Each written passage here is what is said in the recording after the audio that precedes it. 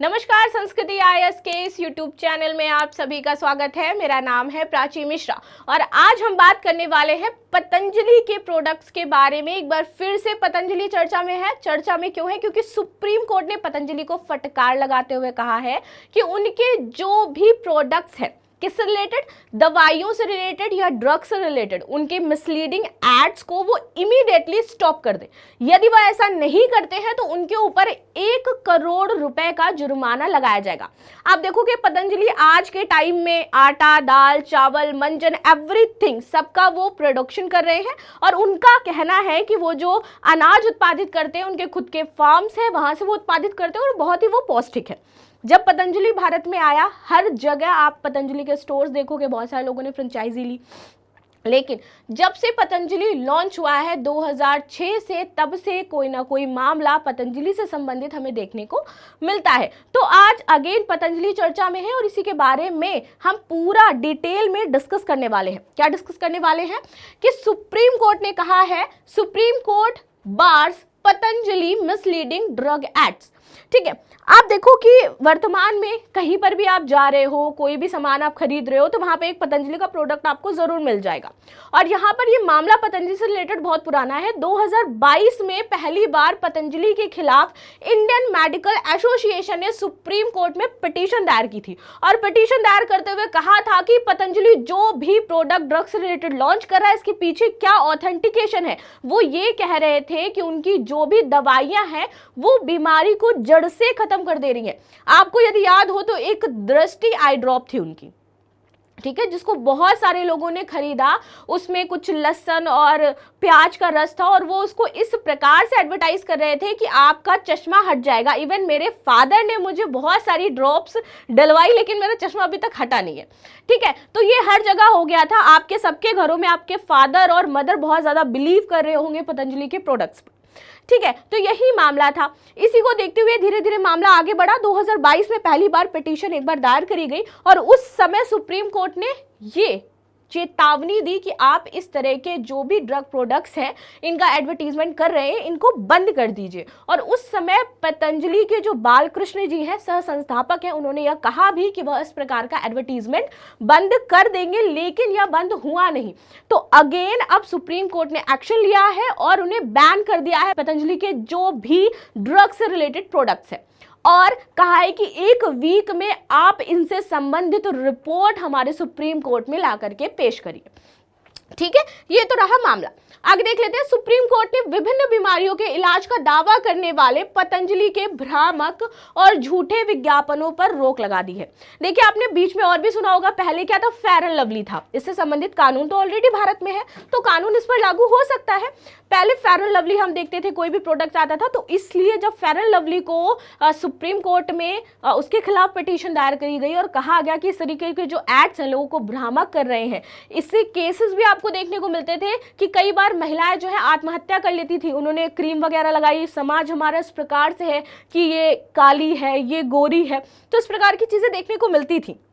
कई बार आप देखो एड में आपको दिखाया जाता है कि ये दवाई खाइए, आप पतले हो जाएंगे, आपका मोटापा कम हो जाएगा। इसको लेकर के संसद में बहस भी छिड़ी थी और एक बिल भी पास करने की बात की जा रही थी। ठीक है, तो ये सारे मामले हमें देखने को मिलते हैं। इसके बाद आप देखोगे कि ये उपभोक्ता कानून आया, यहाँ पर चीजें लाई गई और फेयर एंड लवली का नाम चेंज करके फाइनली क्या रखा गया, ग्लो एंड लवली रखा गया। क्यों? क्योंकि वो क्या था, एक भ्रामक एड था। वो हमें गोरा नहीं करता था, लोगों को भ्रमित कर रहा था और लोग इस वजह से खरीद रहे थे कि इसको लगाएंगे तो हम गोरे हो जाएंगे। तो वैसी ही चीज है ये। चलिए आगे बात कर लेते हैं इसमें और क्या क्या चीजें शामिल है। इंडियन मेडिकल एसोसिएशन, जैसे मैंने आपको बताया था कि आईएमए ने सुप्रीम कोर्ट में पतंजलि के भ्रामक और झूठे विज्ञापनों के खिलाफ याचिका दायर की थी। कब की थी? 2022 में की थी। इन विज्ञापनों में मोटापा, रक्तचाप और अन्य बीमारियों से होने वाली बीमारियों का स्थायी रूप से, प्रॉब्लम ये नहीं है कि आप प्रचार कर रहे हो, प्रॉब्लम ये है कि आप ऑथेंटिकेशन दे रहे हो कि इसका यूज करोगे तो आपकी जो बीमारी है वो जड़ से खत्म हो जाएगी, कि आप फेयर एंड लवली लगाओगे तो आप गोरे ही हो जाओगे। और जहां पर ये बात की जाती है पूरा 100% कि ये ऐसा हो ही जाएगा, तो आपके पास प्रोडक्ट में वो चीज होनी चाहिए, प्रूफ होना चाहिए, तब हम उसे क्या कर सकते हैं, आगे प्रोसीड कर सकते हैं ना। तो वही बात इन्होंने बोला कि स्थायी रूप से ठीक करने का दावा किया गया है कि आप इसको यूज करोगे तो आप 100% ठीक हो जाओगे। ठीक है, ये विज्ञापन औषधि और जादुई उपचार आपत्तिजनक विज्ञापन अधिनियम 1954 का उल्लंघन करते हैं। ठीक है, और इसी के तहत जैसे मैंने आपको बताया कि फेयर लवली और अदर जो आपकी एक आप देखोगे कि एंड्यूरा मास्क का बहुत ऐड आता था कि पहले मैं कैसी थी, माचिस की तीली जैसी थी, उसके बाद मैं मस्कुलिन बन गई, अब मुझे सब कोई देखता है। ठीक है, तो ऐसे ऐड आते थे ना, आप लोग देखते भी थे। तो वही चीज है, तो इसी का जो आपका औषधि और जादुई उपचार अधिनियम 1954 है, इसका उल्लंघन हो रहा था इसके तहत। आगे बात कर लेते हैं। सुप्रीम कोर्ट ने नवंबर 2023 में भी, जैसे मैंने बताया कि यह मामला 2022 से चल रहा है, 2023 में भी पतंजलि को अपनी दवाओं के बारे में झूठे और भ्रामक दावों को हटाने के लिए कहा था। कोर्ट ने पतंजलि को चेतावनी दी, यदि वह ऐसा नहीं करेगा तो 1 करोड़ रुपए का फाइन लगेगा, लेकिन उन्होंने इनकी बात नहीं मानी। ठीक है, सुप्रीम कोर्ट ने इसके बाद कंटेम्प्ट ऑफ कोर्ट जारी किया। ठीक है, और कंटेम्प्ट ऑफ कोर्ट में उन्होंने बोला रामदेव और जो उनके सह संस्थापक थे, कौन, आचार्य बालकृष्ण, कि आप जल्द से जल्द रिपोर्ट पेश करिए और यहां पर हमें सुप्रीम कोर्ट में आकर के इसका जवाब दीजिए। ठीक है, सुप्रीम कोर्ट में न्यायमूर्ति हिमा कोहली और न्यायमूर्ति असुनुद्दीन अमानुल्लाह की पीठ द्वारा सुनवाई करी। ठीक है, यहाँ पर 2 आपके देखोगे कि न्यायमूर्ति हैं। अदालत का जो आदेश था उसके बावजूद औषधीय इलाज पर अपने भ्रामक और जो विज्ञापन थे उनको इन्होंने जारी रखा। ठीक है, पतंजलि के प्रबंधक निदेशक आचार्य बालकृष्ण को अवमानना नोटिस, जिसको मैंने क्या बताया आपको, कंटेम्प्ट ऑफ कोर्ट, ये भी जारी करवाया गया, उनको बुलाया गया कोर्ट में, लेकिन इसके बावजूद भी ये नहीं माने। बालकृष्ण को सुप्रीम कोर्ट में कारण बताना होगा कि क्यों उनके खिलाफ अवमानना कार्यवाही शुरू नहीं की जाए। ठीक है, चलिए आगे बात कर लेते हैं पतंजलि को भ्रामक जानकारी देने। इसी बीच में एक चीज और इंपॉर्टेंट है, आप देखोगे कि जब कोविड-19 का टाइम आया था तो कोविड-19 के समय पतंजलि एक दवाई लेकर के आई, उसका नाम था स्वसरी कोरोनिल टैबलेट। ठीक है, बहुत सारे लोगों ने उसे परचेज किया, बहुत सारे लोगों ने उसे खाया, और उन्होंने जब उनसे यह पूछा गया, आयुष मंत्रालय ने और इंडियन मेडिकल एसोसिएशन ये पूछा कि आप किस अथॉरिटी से इस टैबलेट का प्रचार कर रहे हो, जबकि अभी तक इसको इंडियन मेडिकल एसोसिएशन ने पास नहीं किया है, तब पतंजलि ने बोला कि WHO ने उनके इस प्रोडक्ट को मान्यता दे दी है। इसके पश्चात जब WHO से जवाब मांगा गया तो WHO का कहना था कि उन्होंने किसी भी प्रोडक्ट को इस तरीके से पास आउट नहीं किया गया है। तब इसके पश्चात इनके जो प्रचार और प्रसार तब तक तो हो चुके थे बहुत ज्यादा, और लोगों ने परचेज भी कर लिया था। उसके बाद इस कोरोनिल टैबलेट को बंद किया गया और प्रचार और प्रसार पर रोक लगाई थी, तब भी यह मामला हमें देखने को मिला था।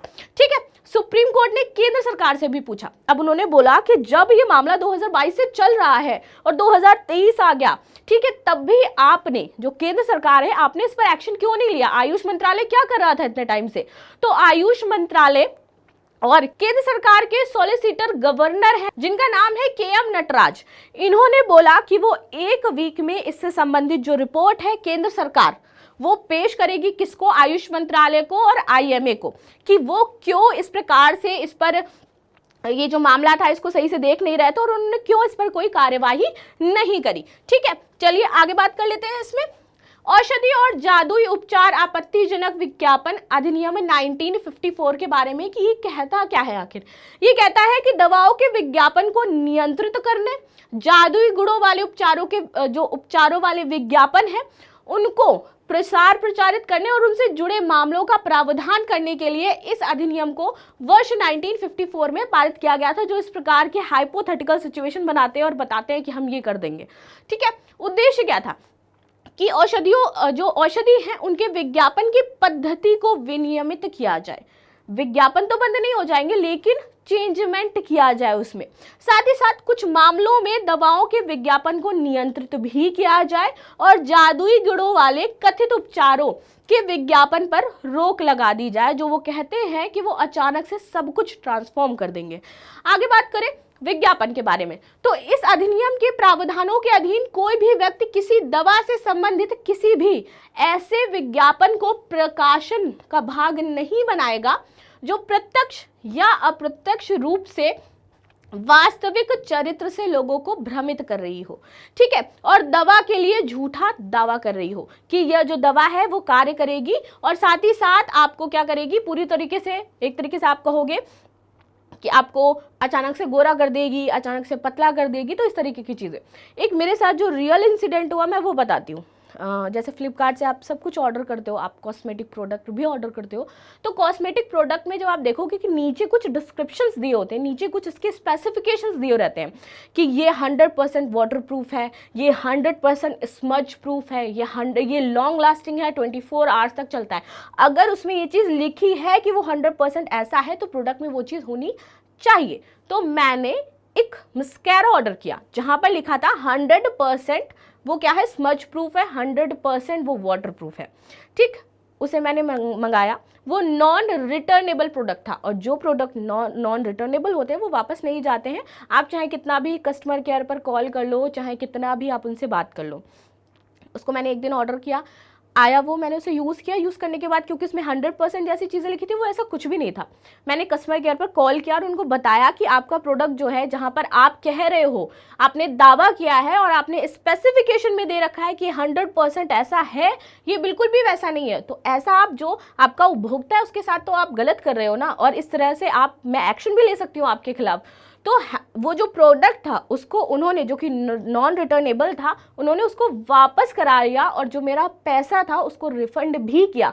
किस बेसिस पे? क्योंकि उन्होंने उसमें जो स्पेसिफिकेशन दिया था वो गलत था।